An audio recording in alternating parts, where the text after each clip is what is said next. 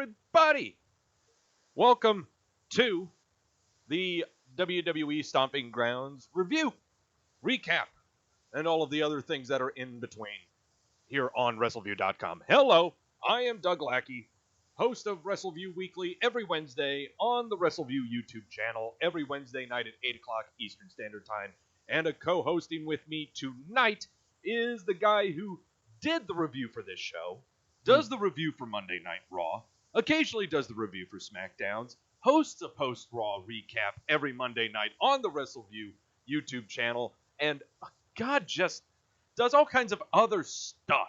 Okay, we've only got 10 fingers to count how much he does. That is Mike Tedesco. Mike, how are you? Doug, I am doing good. It's nice to be back on Wrestleview Live with you, talking about a pay-per-view event that actually was pretty good again. So we our two Wrestleview Lives so far. I mean, I don't want to call it for everybody, and you know, the more we talk, I might change my mind about certain things. Who knows?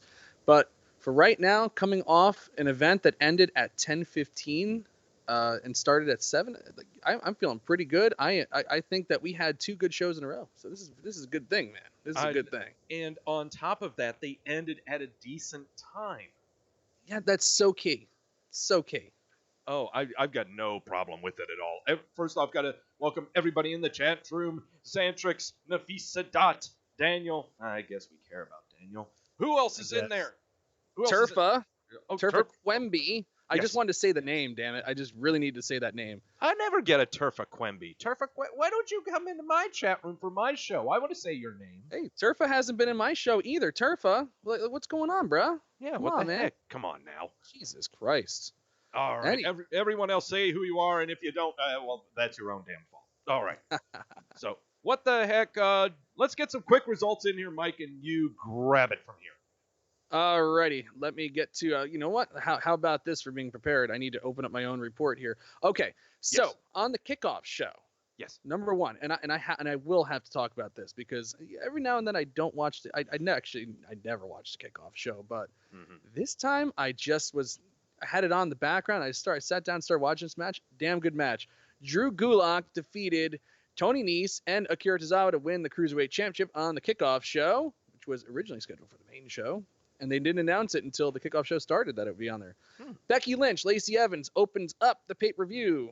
Becky Lynch defeats Lacey Evans by submission to retain the Raw Women's Championship.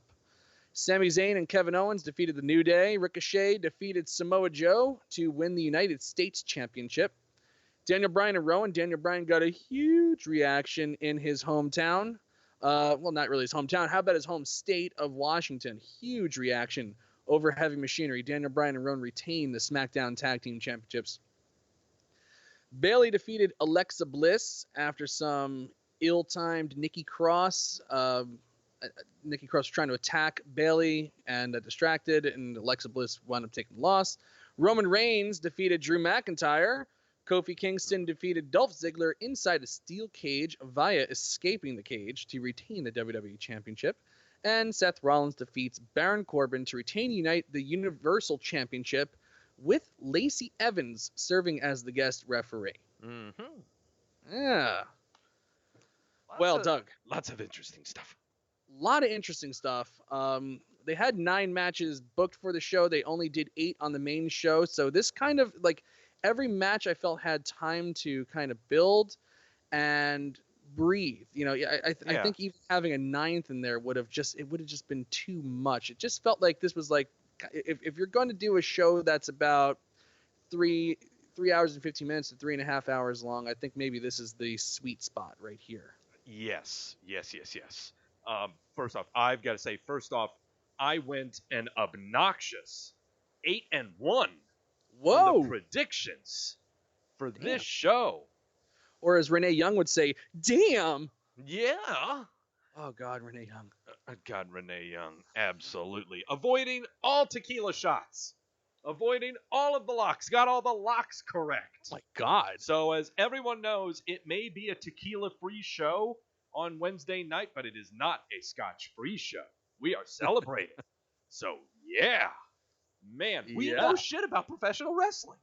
A little bit. We know a little bit. A little bit. Very But yes, this was a very refreshing show. Yeah. To say the least. From from the bottom card, the first 4 or 5 matches I thought were just paced incredibly well. Yeah. It paced incredibly well, and I'm not saying this because the first 3 matches we were only a half hour into the show, but this was a show. Helps. This was a show. Honestly, okay, this is going to sound weird.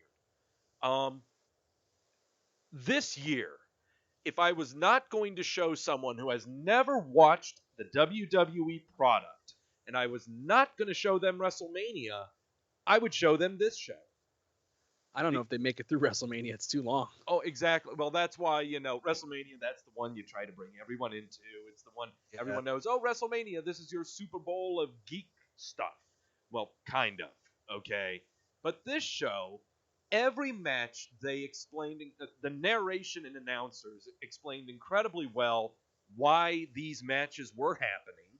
Every match told the story that was happening. And everything just came full circle in a nice little package for all of us to consume. I like that. Yes, I agree. You know what? I had such low expectations for this show tonight. There were the rumors about how it didn't sell out, and there is a picture floating around online of the entire hard camera side blocked off with a curtain, and that's not just the upper deck. That's the lower. That's the lower tiers as well. Yeah. All blocked off. I just didn't feel the buzz for this show. Usually I'm big on looking at metrics and just people being connected on our site, like looking at the tweets and stuff like that. And honestly, for half the show, it really didn't do much better than just your average Raw. But then it started to pick up a little bit. But right. Because of the low expectations, I actually wound up being blown away by the stuff that they presented. Oh yeah. No, I was more than pleasantly surprised by the output from the company tonight. And I really want to take.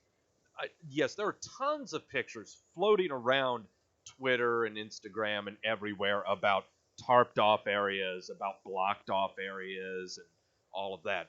However, I mean, it is important. It definitely is important to say that when you put out a card, and usually in an area, and I'm sorry to interrupt you real quick, but usually in an area where they're kind of starved for some kind of live event, WWE live event that's on television. They don't do a lot of stuff in Tacoma or in Washington, or in Washington in general. So for them not to be able to sell out that pay-per-view, I mean, it does say something. If you're putting out something that people just aren't paying their hard-earned money to see, there's something to be said. Well, I guess the other thing, and I kind of wonder what kind of promotions were going on within the area, within the prior 2 weeks going into this show. Well, sometimes these shows kind of sell out on their own, and they about a month ago they announced that they could do a 2-for-1 package. If you buy Stomping Grounds, you could get the Raw in Everett, Washington the next night too, or something like that. It's a little bit of a stretch. I don't know how far Tacoma is from Everett. I don't know either, but that was apparently it can't be that bad. Maybe 40 minutes, or who knows? But it's anyway, sorry. Yeah, no, I totally understand that the product has not been to that area in a long time. It's the only thing is first off, this pay-per-view was announced very, very early. Well, I mean, not early, very late. Okay, it was announced very, very late. For all we know, this was originally just supposed to be a house show. And even looking at, with my show, I do the WWE Milk Carton, and I always put in, okay, well, what performers performed when and all of this. This was an extremely light talent pool that came to this show. Okay, there are a lot of names that I could rattle off right now that were not on this show that would easily be on any standard B pay-per-view. No Braun Strowman. Okay, right. No Finn Bobby Balor. Lashley. Yeah, no Lashley. No Charlotte for that matter, but she hasn't been on TV for about a good 2 weeks. Better watch out, Charlotte. She was in Gorilla though tonight. Yeah, she was in Gorilla. She was in Gorilla to welcome Ricochet. Why? I don't know. Who knows? Yeah, I don't know what she has to do with Ricochet, but hey, I guess she was bored and she was in Tacoma at the time. There were a lot of bigger names that are constantly on WWE TV that were not on this show, that were not booked for it. And so, does that play into the ticket sales? I don't think it does, because again, this was so hastily put together. In fact, I don't even think we really knew that this pay-per-view was coming up until, I think, a week before Super Showdown. No, it had been announced back at the end of April, maybe early May. They announced it, but again,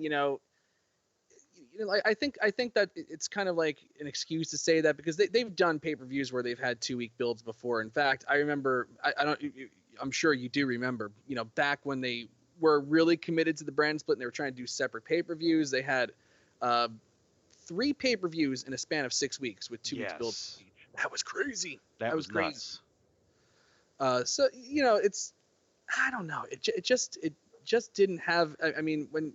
Well, here's a weirder thing. Do you realize that's what's going to be happening right now? Super Showdown, 3 weeks. We are here right now talking about this. And then in another 3 weeks, we talk about Extreme Rules. So it will be 3 events of some kind in a 6-week span. Okay? That's true. And I guess, will this lead, first off, is everyone burnt out? Will this lead to a burnout? Or is there even such a thing as burnout when it comes to the number of WWE events? I really wonder if there even is such a thing as burnout anymore with so many new promotions that are doing things now.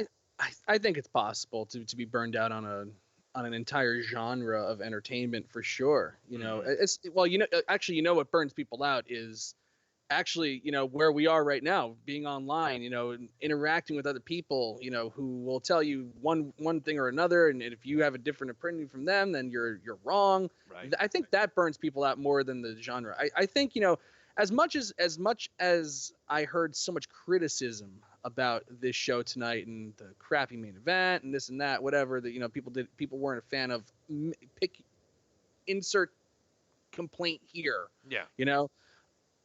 When I sit down and watch a pay-per-view show, I still sit down just like, I'm watching a pay-per-view, and all of a sudden all that criticism just goes in my head. I kind of watch it with an open mind, and I still have fun. As long as I'm not interacting with people, I think I'm okay.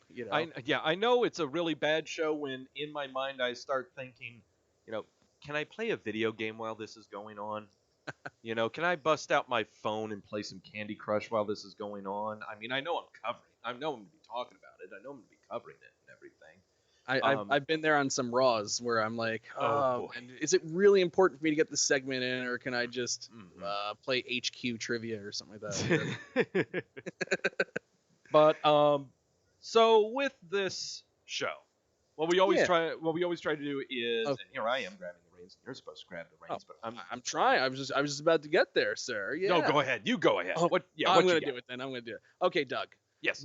As we normally try to do. Yes. We don't want to talk just negative. Let's start off with some positives. Yes. And there's a lot of positives on this show. What is your biggest takeaway? What is your favorite thing from this show?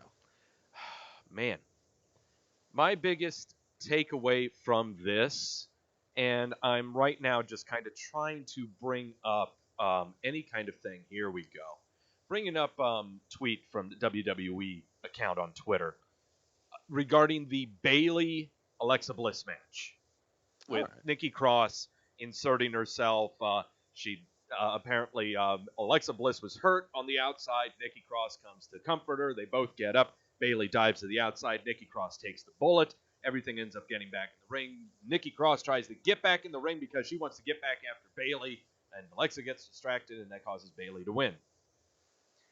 What I just described there is, in my opinion, this is the best program going on right now with the WWE. There are so many different angles from each character's point of view and perspective that you can take into this. And it all culminated in this match, where you saw those different perspectives from those three characters. And an even happier takeaway I take from this is all of the complaining that we've had about the Raw product and the written product, the creative product that we've had ever since some guy did an interview where Vince McMahon kept saying that's some good shit. All right, this is some good shit. Yeah. Okay, this is some good shit. All right. I agree with that assessment. Yeah, absolutely. No, it was just a good match. It's definitely not a cherry on top. There's more, I'm sure, that may be coming from this.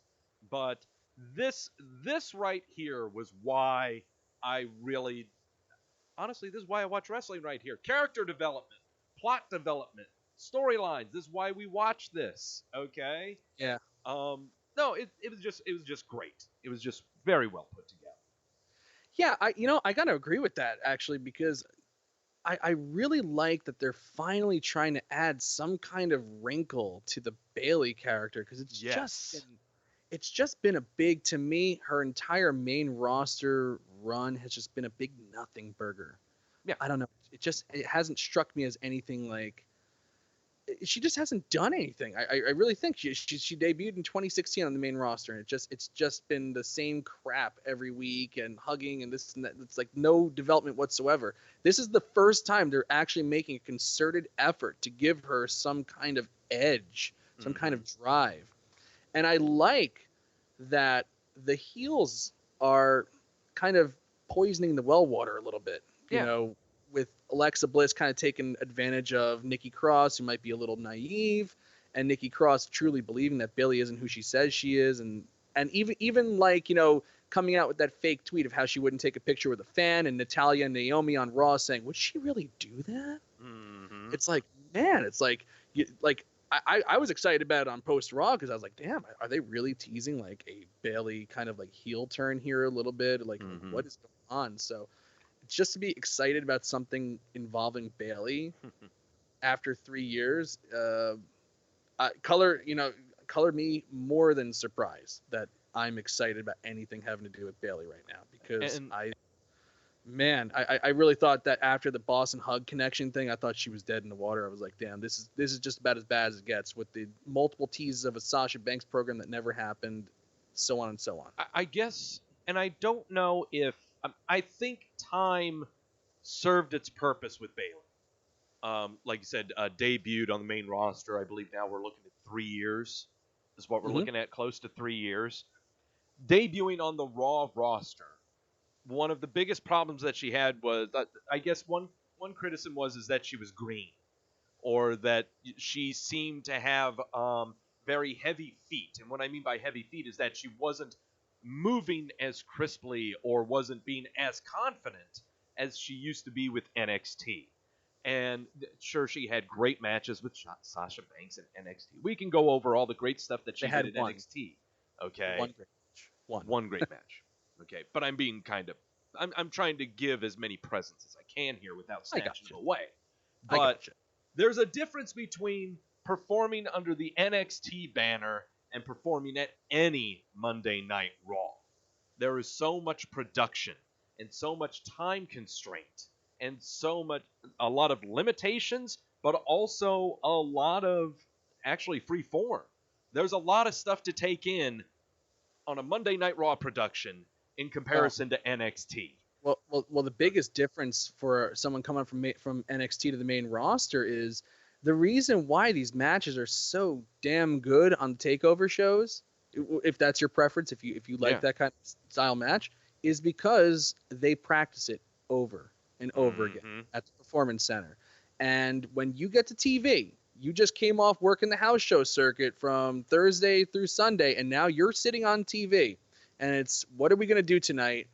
And you kind of just have to go out there. Maybe you get a dry run at a rehearsal before they do open the doors. Maybe you don't. But either way, one run or not, you're out there with hardly any practice. You don't you're just going to make. Sometimes you're going to be calling the spots in the ring, and that's a big difference. Yeah. but this actually makes me think of a question I've been wanting to ask you anyway. Right.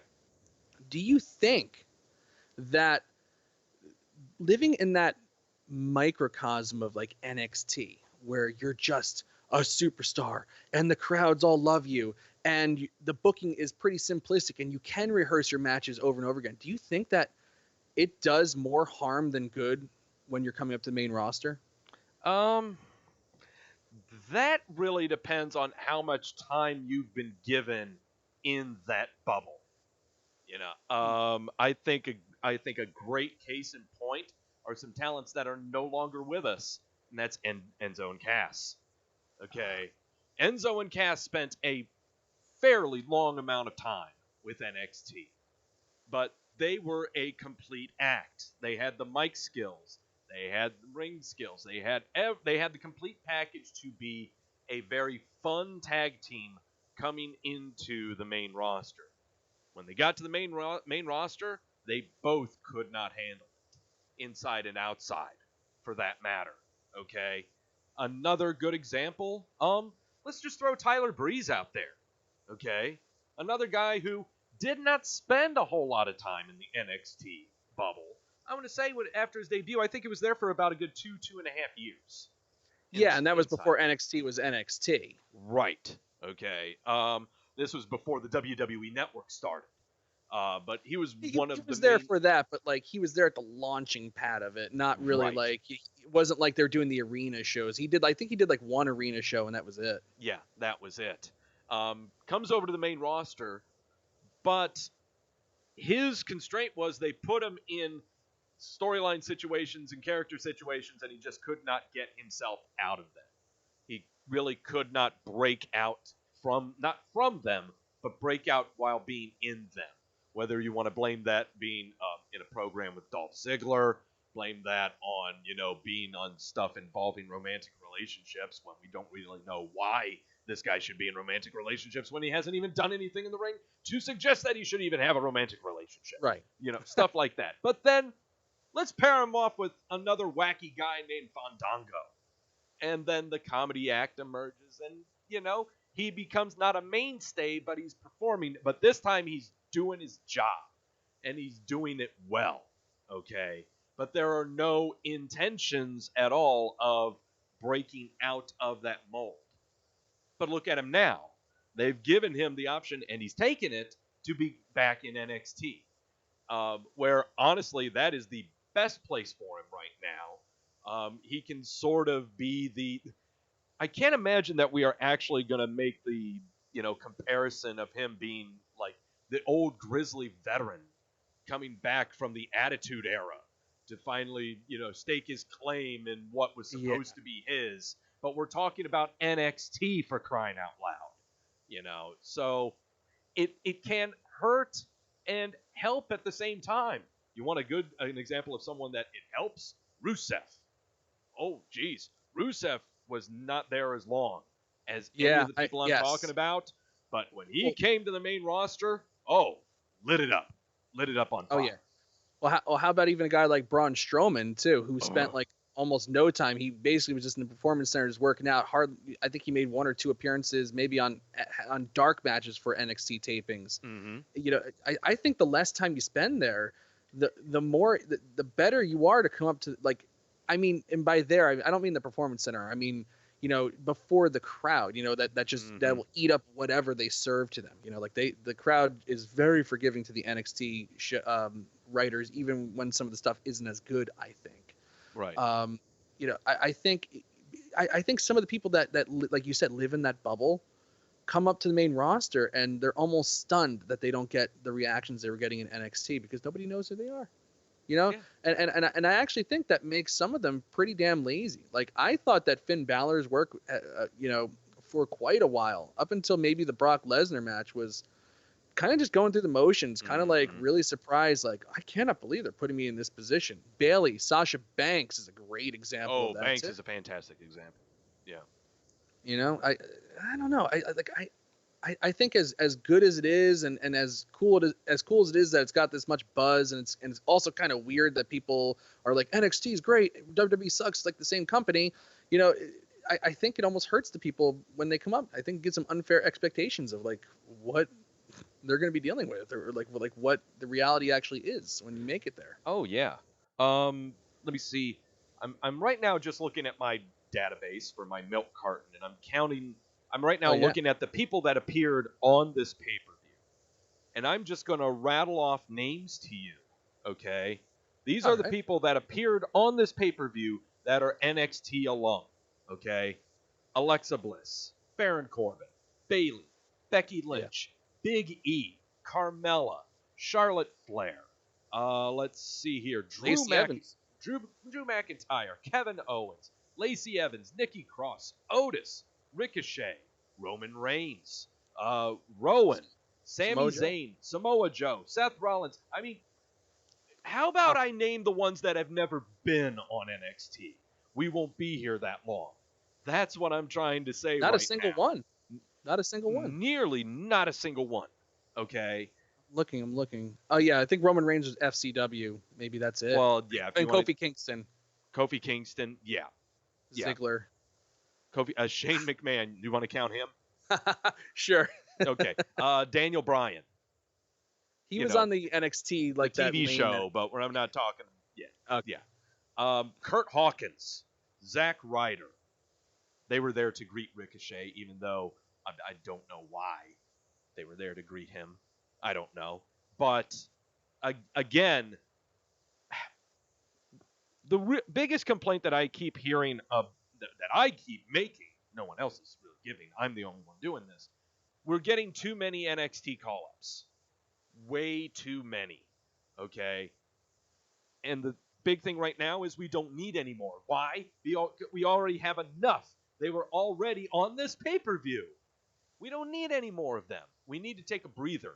The reason we had all of these call-ups in the first place is because we were afraid of people leaving, like John Cena. So that time has come and gone now.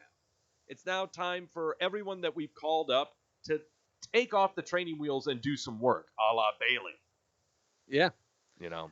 Honestly, like this show kind of did feel like that, kind of like, well, here's a whole bunch of new talent, and like this, like you just rattled off all those names. Yeah, it does feel like, yeah, here's a bunch of brand new acts. Lacey Evans had her big shining moment tonight. This is Yeah. about as big as it gets for Lacey Evans to be in the opener of the show and in the main event. Heavy Machinery, good showing us in a tag team title match. Ricochet, getting a push, which I'll talk about that in a second, because that was my favorite thing from the show. Yeah. Was the Ricochet thing. Well, damn it, I'll just talk about it now. Yeah, let's talk about the Ricochet. Let's get back thing. to Stomping Grounds here. Yes.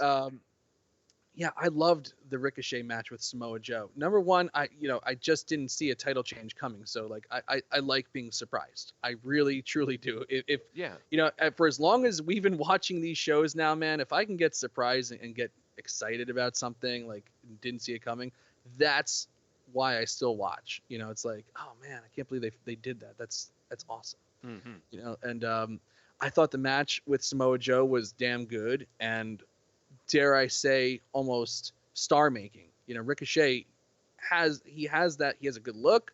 He's got a great move set. He's flashy. He's it remains to be seen what he can do with character work and mic work and stuff like that.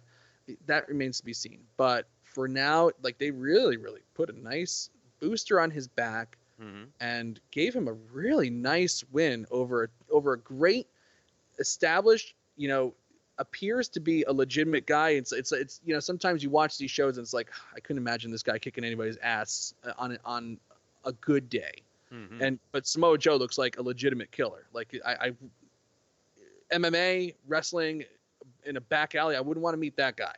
No. He just seems very fucking scary. Yeah. And for Ricochet to go over on him in a convincing fashion too. Damn it, that's pretty damn exciting. And then the big superstar, they haven't done this before, on a live pay-per-view, at least, going into the gorilla position, the wrestlers are clapping, Triple H gives them the handshake, the whole thing. I thought it was a star-making moment. I gotta say, that's probably the best thing I saw on the show tonight, by far.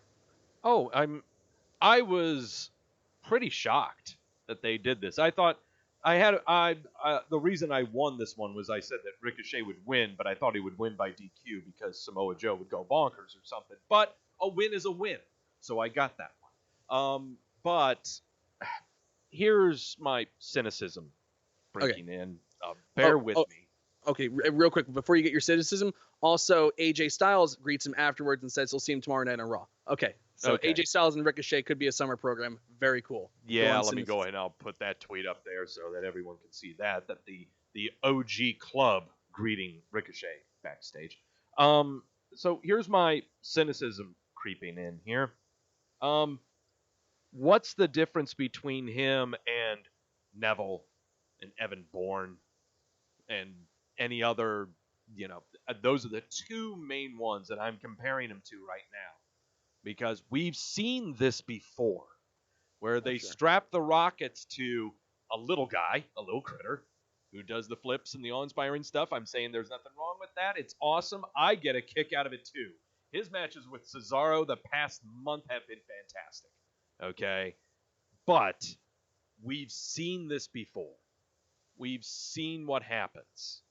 How much staying power does this have? Okay. That's my only concern. Okay. Like with Neville, he had the moveset. I don't think he had the look for it. Yeah. And he really it's for an audience of one, and I almost positive I've just seen through the years that Vince McMahon's not a big fan of people with accents. And I always felt that kind of held him back. I felt that his look held him back, with the ear thing. I figured as soon as that rumor leaked out, they kind of wanted him to be like Mighty Mouse a little bit because of his ears. And then he came out in the freaking cape. I was like, oh, that's Ricochet's coming out in a cape too. Yes, he is. But the guy's got a clean look. I hate, he speaks well, from the very limited things I've seen of him, speaking, he does okay with it. They're mentioning he's not from Paducah, Kentucky anymore. Oh, yeah. That's good. Well, I guess that's good. I mean, at first they tried the first 2 or 3 weeks that he made his main roster debut. They tried to play off at least him and his character in the little candid interviews that they had. It was like a little guy from Paducah, Kentucky, making it to and I got a feeling that they said, you know what? No one cares where you're from.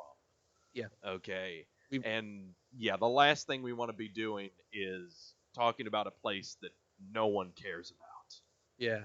And I think with Evan Bourne, I just think he was maybe 5 years too early. Mm-hmm. I think with a different thing, if he wasn't smoking the reefers and stuff like that, if he wasn't having the devil's lettuce and getting in trouble, I think, maybe in a different environment, a little more athletic than even it was then, it might be a different story for him. It could be. Yeah. It could very well be. I also think that they, at least he looks to me like maybe like they like the interracial thing too. There's a lot of upside to having Ricochet. As he has a very not good a main look. event guy, but a mid-card Intercontinental title, having great matches, work rate kind of guy. Right. That's the thing is I'm trying to be as optimistic as possible with him. Is the one thing because damn it, I loved his matches with Cesaro, and he had some really good matches in NXT as well. Okay, his debut match for the North American title involving 6 people in a ladder match was absolutely insane. But it was fun as hell to watch, okay? This guy is fun as hell. It's just, first off, what kind of staying power does this have? And number 2, and we've read some things about how that 630 splash can really wear on you. Oh, I've been harping on that forever, Doug, on the post-Raw show. Oh, my God, have I been harping on that because I really do. And there's a few things I'll harp on in terms of dangerous moves that they did tonight with people they shouldn't be doing them with. But, yeah, that's 630. Damn. All it takes is one night, you do this stuff over and over again. I really do think you're playing with fire. You get your foot caught on the rope, slip a little bit. All of a sudden, you're doing these, and you have to go fast to do a 630. It's a short distance to fall. Yeah. You got to go at a high revolution pace. You could spike. He's come close to spiking himself on his head a few times. If you don't tuck your head in all the way down, you may not walk afterwards. Yeah. Okay, so And just the compression on the back, damn, it's oh like, God, oh my yeah. God, it's crazy. And so I cannot see him doing that for another full calendar year. I really can't. With the house shows that he's going to be going to, with all of the other shows on top of that, there's no way that he can keep up that pace. There's right. no way. That's why he's got to go with that code breaker kind of finisher to, like, you know, for like TV matches. Like you know, I think they need to really bring back certain moves that should be reserved only for pay-per-views. You shouldn't be throwing away on Raw or SmackDown every week. No. 6:30 is a great example of that. I think, you know, suicide dives are crazy sometimes. I think it's just crazy the way that's just become a spot that means nothing, you know, or Big E spearing people off the apron. Generally, that is safe for pay-per-views, but I've seen him do it on TV as well. Yeah. It's like, these are moves that you can blow out your shoulder, knee, neck, whatever. Gosh. Pick your limb. Xantrix brings up a great point in the chat. Not to mention, it's not just how you land, but if your surface is agreeable too. Just one bad worker, and he'll eat the whole thing. Right, yeah. A guy puts his arm up like this to try to protect himself, and he lands with his neck in the crook of that guy's elbow. That could be a bad thing too. Oh yeah. God, I just brought up a really. Imagine him working with Ken Anderson. Oh my God. Yeah. Oh my God. Yeah, we'll just leave it at that. Yeah. there you go. Yeah. What else needs to be said? Yeah, damn it, Doug. How are we going to segue out of this one? No. Tag team matches. Oh. I want to talk about these tag team matches that we had. They were the most fun I have had in regular tag team matches in a long time. That was awesome. The New Day one in particular was so much fun. Oh yes. Oh my God. Oh man. This not only that, but also the Daniel Bryan and Rowan and Heavy Machinery match, where everyone was getting a kick out of the hometown hero getting all the chants, and you're hearing Captain Planet being chanted, and everyone booing that, damn it, Otis is doing his caterpillar and everything. My favorite chant by far was please recycle and drive a Prius. Yeah, please recycle, I heard. The other one was drive a Prius. Yeah. I was like, oh my God, like, this is a creative crowd. And that's how you know they are just starved for a WWE television show and have something exciting. And they were damn excited. They came alive. Oh, yeah. They really, they took a match that probably would be a good match and made it a great match to me, because I love when the audience is invested and engaged and they're having fun and they're not being disruptive to the match either. Not at all. They're invested in what's going on in the ring. There were differences between the chants in that match and the chants that were at the main event. Sure. Okay. All right. Yes, I agree. The other thing too, Randy just brought it up in the chat too. Really great to have two tag matches that good, especially with no Usos. Correct. Yeah, no Usos, no bar. And by God, I don't see this match, and we're talking about this one here with Daniel Bryan, Rowan, and Heavy Machinery. I don't think this knocks Heavy Machinery down a rung. Not at all. Not at all. That was my first fear when I started hearing the yes chants. Was like, oh God, the crowd is going to bury this. I really hope I hope Tucker and Otis can hold their own, try not to. Did. Oh God, they more than did. Big time. Big time. I want to give props to Tucker of all of these four, okay? This poor guy has been in the doldrums of NXT his entire career, gone through 3 or 4 different characters trying to find something. And he found it in this tag team with Heavy Machinery. And he knows that he is not the focal point by any stretch. I mean, I think he was shown about as much on screen as the floor was. Okay? They were showing Otis way more than anyone else in this tag match for reasons we all know why. Okay? But Tucker, damn it, he did a great job. Okay?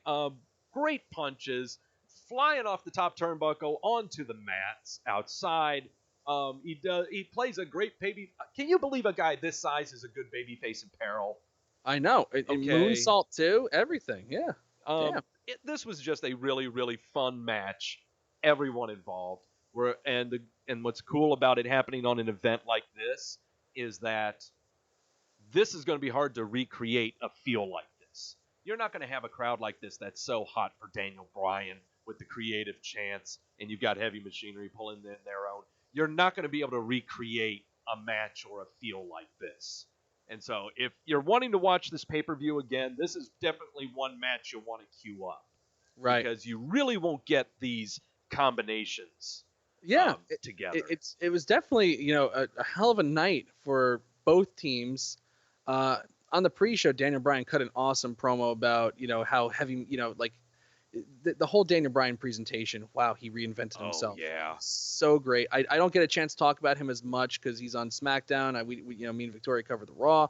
But he was awesome. He did an interview on the pre-show where he was just screaming about, how they want to bring tag team wrestling, some respect, and Heavy Machinery is doing this and that. And they're thrusting their pelvis. Damn it, Otis is a three-time Pan American deadlifter. Exactly. He's so damn funny. But you're right. Heavy Machinery, for guys that just came up to the main roster, haven't really performed. They weren't on any NXT Takeover shows. I know that. No, they weren't. They might have been on like the pre-show of it. That they taped for later on in the week.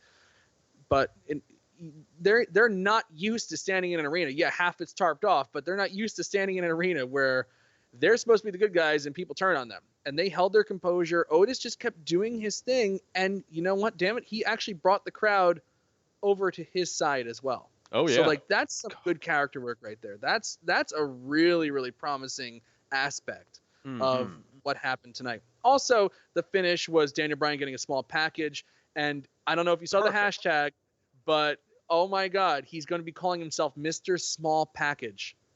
Not like I love it. He's Mr. Small Package. and the thing I got to tell you, when he rolled him up and the three, I immediately, if you've been with me at shows, and you'll occasionally hear me just yell, "Great finish!" Yeah, because that's how you finish it, and that's why again, Heavy Machinery is not coming out down. Not at all. Match, okay, no finishers down or anything like that. Right. The seat of your pants finish, perfectly done. So great match. Now, as for the Kevin Owens Sami Zayn New Day match, I just love they started off straight action. Here's a whole bunch of high spots. Let's break up the monotony of what a normal WWE tag match is. That old WWE tag team formula that they always have. And let's just hit them with something they're not expecting. Super kick, frog splash, this and that. Awesome. Oh, yeah. Built the drama immediately. You didn't have to do a million chin locks in order to get there, in order to build the excitement. The drama was just in the fact they were just hitting him with flash, move. It's awesome. They were trying to end it right out of the gate, take Big E out of the picture, beat the hell out of Xavier Woods. Damn it, he keeps kicking out. God, dang it. And then, as always, we get the king of the hot tag, Big E. Oh, my God. Yeah. Right next to Braun Strowman, king of the hot tag.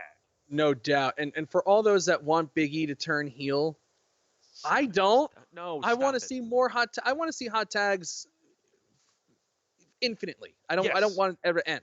Yeah. The only people that are saying this all the people that are saying they want a Big E heel turn are the ones that have never really experienced a Big E hot tag. Right. Or don't appreciate the Big E hot tag. Okay. Yeah, this match just so much fun. And fantastic other moves where Xavier Woods with Big E on his shoulders. Oh my God, that was crazy. The electric chair splash. Yeah, the electric chair splash. I got the gif of that here, bringing that up for everyone. Good deal. Smart. I mean, it took him a second time to, I guess he was kind of spotting that, his back was hurting the first time he tried to rig it. Yeah, he's too big, and then he got the burst of strength, so it's like they built that up nicely. They're such smart workers. Oh, yes. Such smart workers. The only thing I think is dumb is Big E's tackle off the apron. I think he's going to hurt himself big time doing that one day, but... As if he hasn't already, but yeah. Other than that, they're extremely smart. Really smart in the way they go about their business in the ring. And what I really like, too, was this match, I was confused who the legal men were. There was a point to where I was confused on who the legal men were, and I think it was at a point to where it was Xavier Woods and Kevin Owens. When try recapping it. It's tough. Oh God, yeah. I can't imagine when it was the haluva kick to the pop-up power bomb. You know. Yeah, that was a weird one. Yeah, and then we had the kick. When that sequence happened, it's like, all right, that's a good finisher. That's a good one. Then Big E makes the save. There is a big difference between a finisher kick out and the tag save. Yes, tag saves huge. are a thing of beauty. Okay, and when Big E made the tag save, I was just like, yes, thank you for saving this. Come to think of it, not one finisher kick out tonight. No, not one. Every single one, even the Reigns spear was broken up by somebody else. That's right. No stuff. finisher kickouts. Finally, we're protecting finishers. I didn't even realize it. This is great. This is an odd feeling. Oh my God. Wait, Doug. What? Huh? Is this smart booking? This could be. This sounds like intelligent match construction. Oh my this God. sounds like storytelling to me. This and that's totally gonna be my frame for the thumbnail for tonight's YouTube show. Okay, commence thumbnail right now. Yeah, do it right now. Got it. There we go. Yeah, I just gave the same look that I gave when I was at All In. Yes. No. Now that I think about it, no, it's really dawning on me, and it's really hitting me like a ton of bricks right now. There were no finisher kickouts. No, seriously. Everyone think about that right now.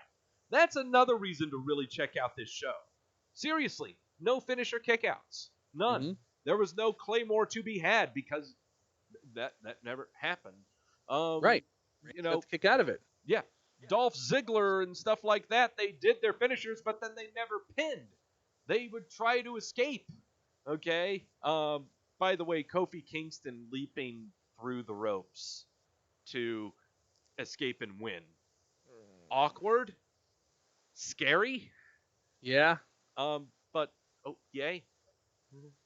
Makes sense, but it probably would have gone a little better if he didn't get his feet caught in the ropes, and that became a dangerous situation, especially when no one's catching you.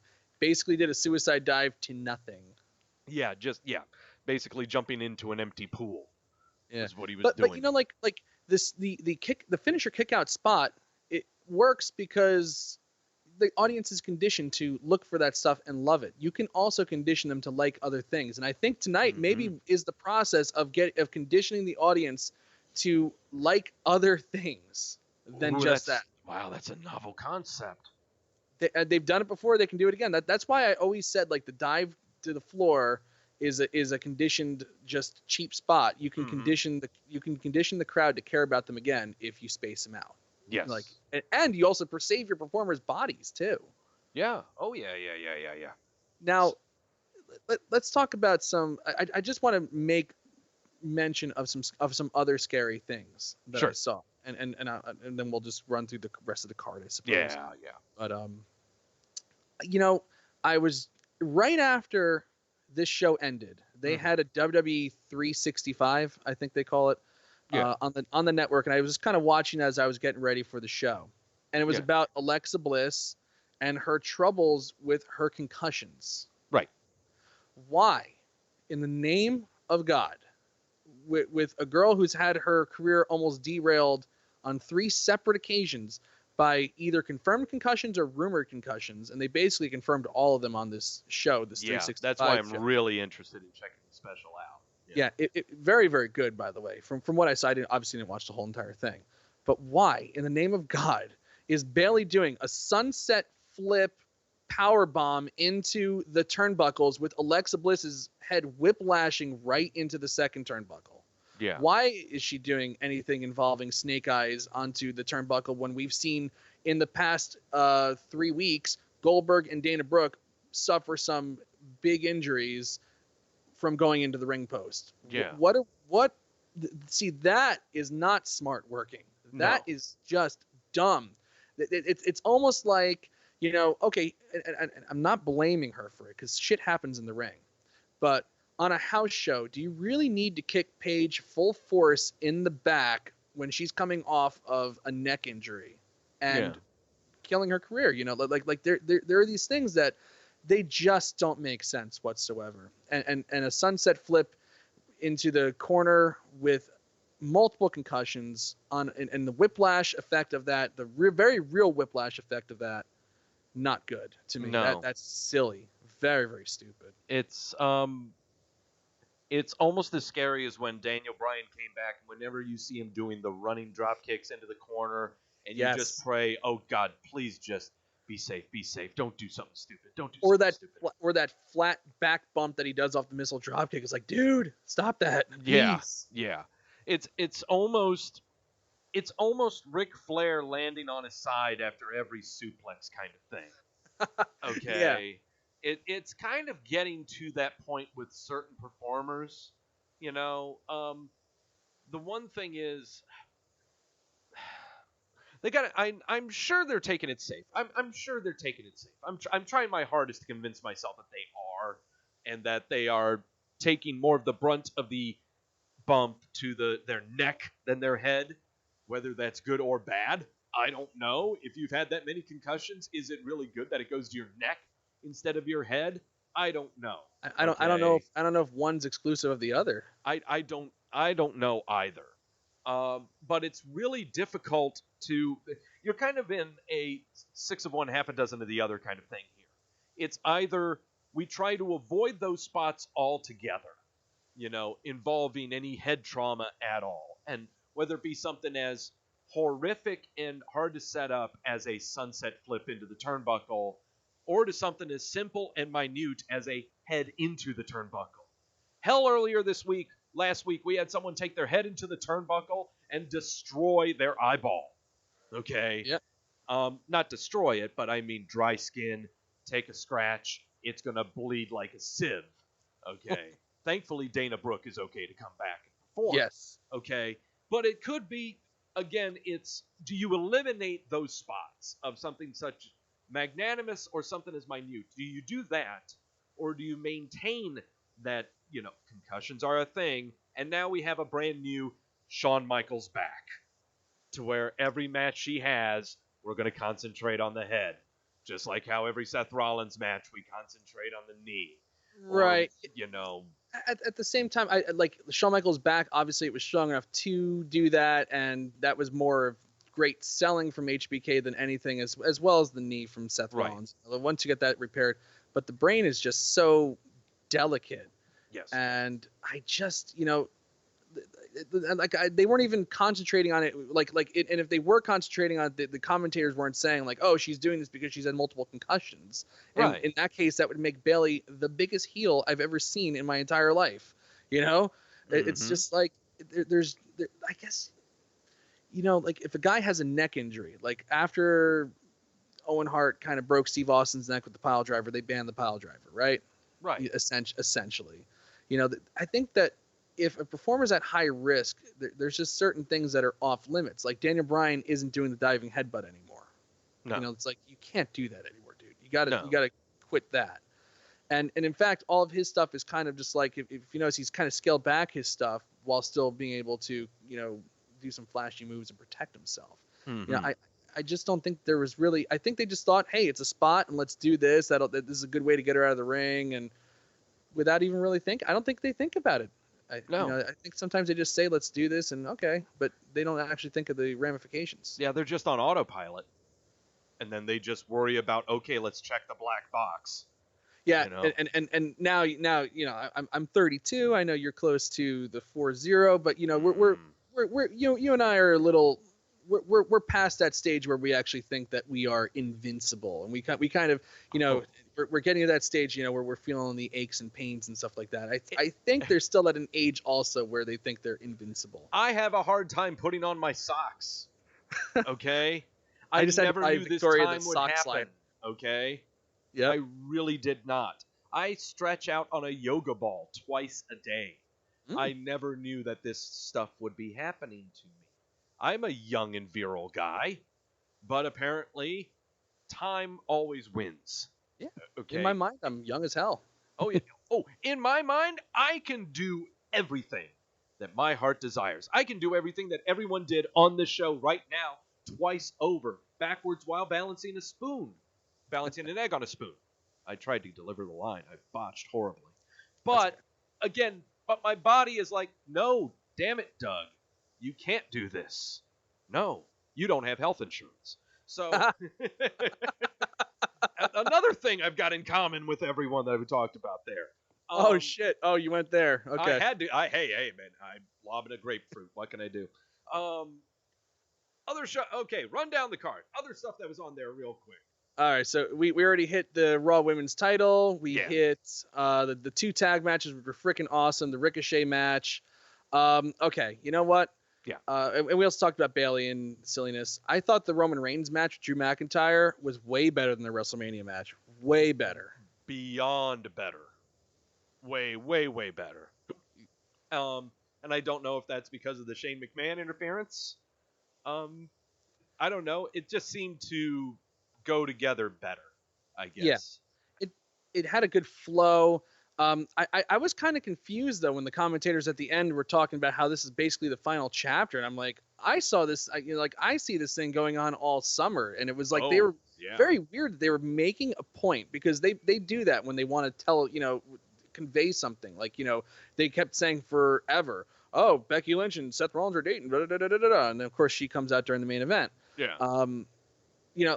For them to go that hard and saying it's the final chapter, and then he's going to face them tomorrow night in a handicap match, and it does seem very final. It's very strange. I was seeing Roman Reigns versus Shane McMahon at SummerSlam.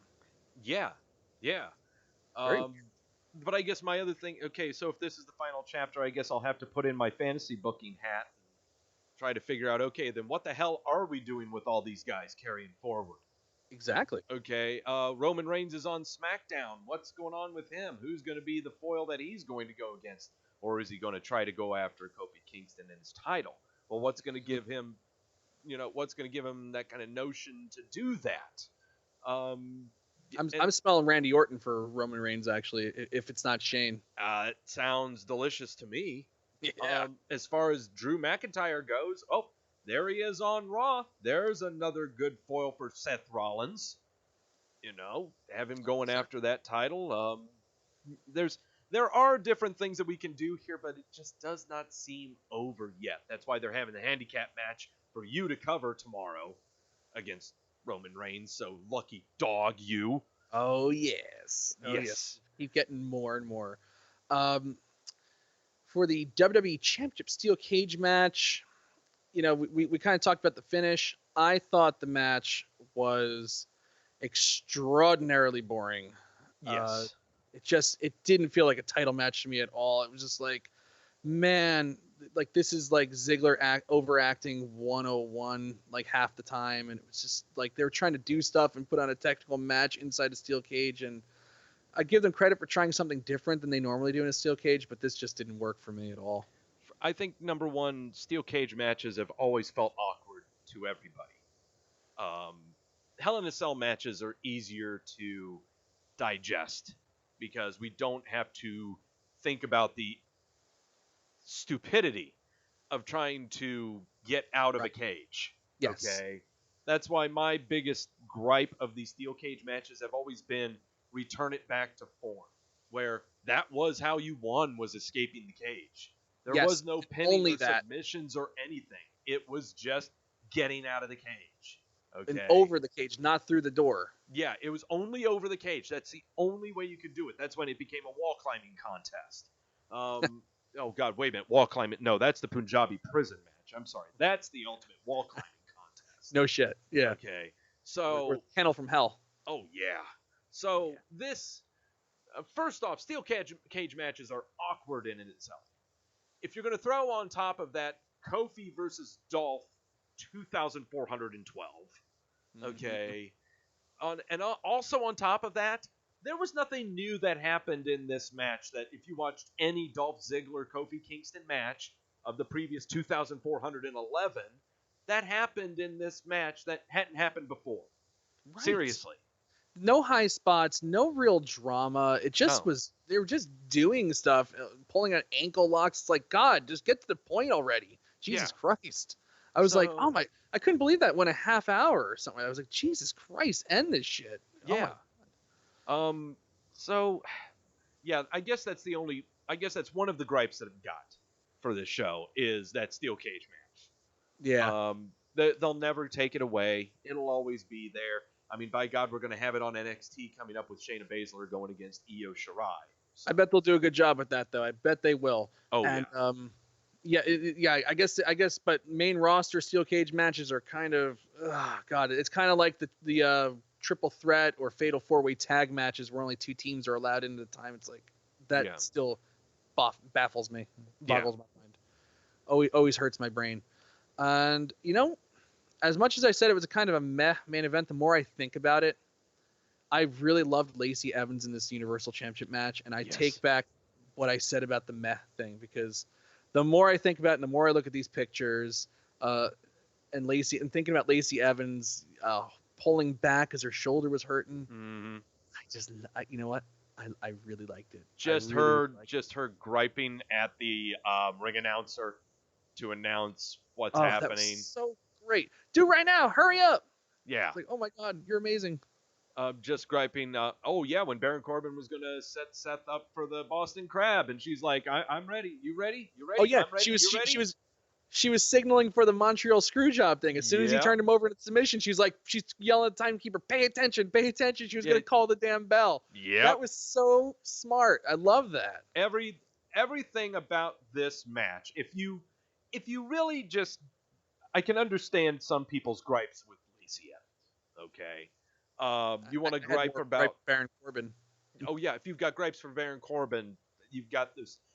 This match should destroy anything bad you can think of about these two. Yes. Okay, these two are, and you got to bear in mind, these two are the major heels of Monday Night Raw. These are your number one heels of both genders on Monday Night Raw. There's no getting around that. Drew McIntyre is not the number one heel. It's Baron Corbin. Okay? Yeah. There's no other heel you can name for me on the women's side on Raw other than Lacey Evans. Period. It is the Becky Lynch Lacey Evans show for the women on Raw. So this was a showcase of the heels, was what it was, and it was done perfectly. And I'm trying not to drool right now. Yes. But I'm actually thinking of just how great would this be.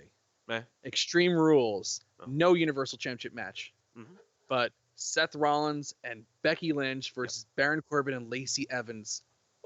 No, I have no problem with that. I would not shock me. That'll be on TV soon. I would love to see that. I would love to see like Baron Corbin and Lacey Evans as like this like weird kind of power couple almost, like to like be the antithesis of like what now they're building Seth Rollins and Becky Lynch to be. I'm just wanting to see like the let's go backstage to their respective locker rooms and see what's happening. Seth Rollins and Becky Lynch are just sitting there and just kind of shining each other's belts and looking at each other. Oh, lovey-dovey. Oh, just smooch, smooch, smooch. Baron is sitting down trying to tape up his fists, and up comes Lacey Evans with some tea. Yeah. You know, just awkwardness about. Yes. Okay. Basically, like every single married couple in America, except for me, of course. Yeah. I need Lacey Evans recite. I need Lacey Evans reciting all of the accolades of Baron Corbin. That's what I want. I want Lacey Evans on the microphone going over everything that he's done. It will take us 2 hours. It'll be fantastic. Hey, it's darling Corbin. Daniel finally said something funny. That's awesome. Yeah. Yeah, he did it. Nafisa, are you hearing Vince book Doug's backstage segment? Yes, book it. Book it right now. I bet he already has. Well, actually, he's kind of scratched it down, or someone else is watching this, and they won't mention it to him until it's a half hour until showtime. Right, right. Yeah. And you know what, Doug? What's that? That's some good shit. Oh, that's some good shit, Doug. Oh, yeah. Yeah. Otis is so vascular. Oh, I love it. I love it. Well, Doug, you want to show the Twitter poll here? What are the people saying on the Twitters? Yes, I got to show people what they think, because we actually do give a damn about what they think. And in the chat room, give us thumbs up, thumbs down. What'd you think of this show? Yes. On the polls, we got 132 votes in of 62% giving it a thumbs up. Oh, yeah. With this. I give it a thumbs up. I give it a solid thumbs up. It's, like I said at the beginning of our show tonight, I went in with very low expectations, very pleasantly surprised. A lot of actual positive things that we've talked about and even discovered that could potentially be going on right here. Protecting finishers, Yeah. putting some new wrinkles to the Bayley character, yada yada. Baron Corbin and Lacey Evans potential, interesting, weird backstage segments. I love it. I give it a solid thumbs up. We got Randy thumbs up, Jamel thumbs up, Daniel thumbs up. Purely, what else we got? Grash thumbs in the middle. You don't count. Yeah. Lewis saying, don't encourage Daniel. It was a very good show. Again, there's something weird about these B pay-per-views that have been knocking it out of the park. Right. Which means we have to set our expectations incredibly low for SummerSlam. Agreed. Yeah, so got to keep them very, very, very, very, very low. What if the B pay-per-views are like SmackDown? And, SmackDown's usually good because it doesn't have a lot of tinkering, and the main shows are like meh because they have a lot of tinkering. They're almost like Raw. Yeah, I don't know. Something to that. Could be. I thought Vince was at the helm because of how many times we saw Otis. I really thought Vince was always at the helm. He's always he's always at the helm. I forgot. Yeah. And as always, SmackDown is always better. I mean, Raw is always the worst show ever because everyone watches it. And Yes. SmackDown is the greatest show of all time because nobody watches SmackDown. Yeah. So, yeah. Well, Doug, let's put a bow on this thing. I think it's getting a little late here, and yes. we're about to run as long as the pay-per-view here. So almost as long. 3 weeks from now is going to be the Extreme Rules pay-per-view. Ooh, it's extreme.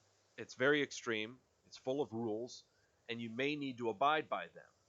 But they're extreme. So, and I'm 40 years old. Well, I'm almost 40, so I can't. No, I'm fine with just rules. That's why Mike will be here co-hosting with me. He'll take care of the extreme side. Okay? So, yeah, 3 weeks from now, we're both going to be here talking about that weird, wacky show. Our expectations are going to be low. Yes. As always. Mike, you're going to be on here Monday Night Raw post-show. I'll be here tomorrow night, talking with my very pregnant wife, Victoria Tedesco, about the fallout from this wonderful, surprising Stomping Grounds event. Yes, the very pregnant Victoria will be talking alongside the very extreme Mike Tedesco. Yes, where I will return here Wednesday night, 8 o'clock Eastern Standard. I don't know what the hell time it is wherever the hell you live. Wrestleview Weekly, going over the Raw that Mike and Victoria have been talking about the SmackDown show, the WWE Milk Carton. There are some people who are going to be on this Milk Carton if they do not show up on TV tomorrow or Tuesday. And also, it's something that I've been putting off for a very, very long time, but of course news happens and pay-per-views happen. I have been needing to binge 205 Live. Oh, yes. And I've been putting it off. So I will be binging 205 Live from the after WrestleMania to what we have currently.